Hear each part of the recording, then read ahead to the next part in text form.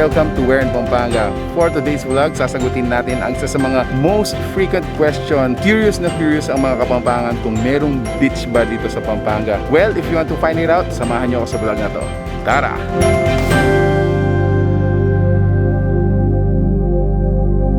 Would like to thank our sponsor for this vlog, Wash Autority. If you love your car, make sure to check out Wash Autority. They can help you maintain the look and feel of your car, but we're gonna go more of that later on. Palipad muna tayo ng drone.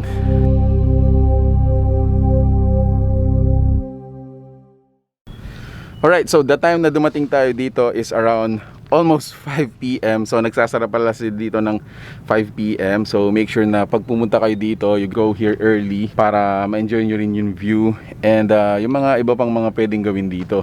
So nakikita ko dito meron mga nagpo-photoshoot, may mga barkada na nagro-road trip. This is the southeast part ng Pampanga, wherein ang katabi niya is yung Kalumpit, Bulacan. Makikita nyo sa likod ko dito, ito na yung part ng Bataan. I believe ito yung part na ng Orani, Bataan. Itong body of water naman din ito yung kadugtong ng Manila Bay.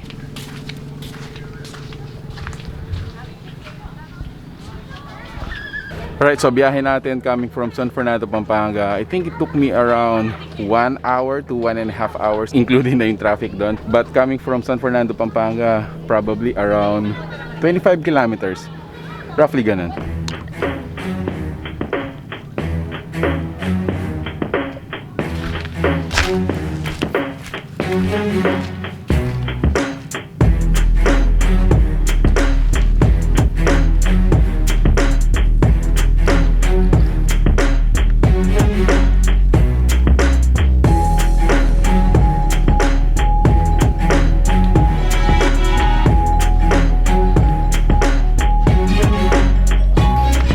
So I think this is the best spot for me to talk about our sponsor for today's vlog. So nagpapasalamat kami once again to Wash Authority. Guys, they are a premium nano ceramic coating service dito po sa Pampanga. They are one of the most affordable service na makikita nyo for your nano ceramic coating. Let's talk about nano ceramic. Ano ba yung mga benefits na makukuha mo doon? Guys, if you have a car and you really love it, you fell in love with the paint, the color and everything, and you want to preserve look and feel ng sasakyan natin, lalong-lalo na kapag bagong sasakyan, guys, you have to bring it to a nano ceramic coating service. They will apply a certain solution that will add protection to your car. So kung ano yung mga pinoprotect nyo sa sasakyan natin, unang-una, it protects our car from the heat of the sun as well as the heat ng engine natin. Hindi kagad yan na mag-prickle or magbabakbak yung pintura natin.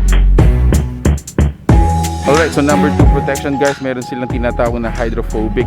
Ibig sabihin, kapag umulan, nabasayan sa daan, very easily parang dadaloy lang yung tubig dyan at hindi mag-stay ang tubig. Anong danger nun? Kapag nag-stay ang tubig sa surface ng sasakyan natin, magkakaroon siya ng micro lens and magpe-penetrate yung sun, again yung UV rays, masisira kagad yung pintura natin.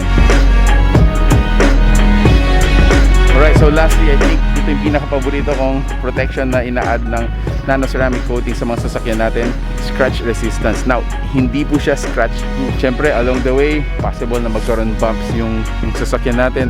However, dun sa minor scratches like accidental scratch from the toys of our kids, pwedeng i-eliminate ng nano ceramic coating yan.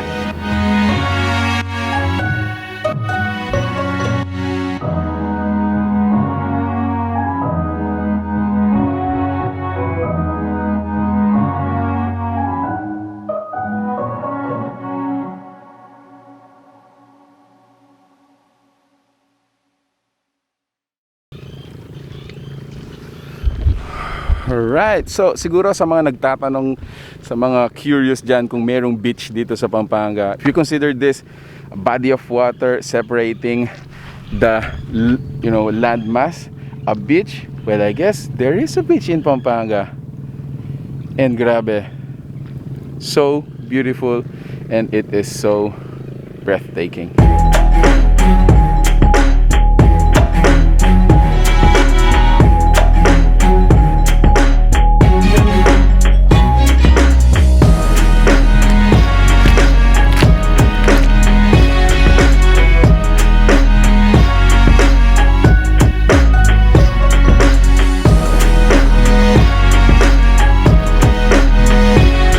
So there you have have it, guys. Thank you so much for watching. We're in Pampanga. Thanks so much for watching this video. If you like it, please give it a thumbs up, share it with your friends, and once again, thank you so much, Wash Authority, for always helping us discover this kind of great places for our mga kabalens and other neighboring provinces to check out dito po sa Pampanga. Thanks so much for watching. We're in Pampanga. Till our next video, I hope to see you there. Peace out. Bye!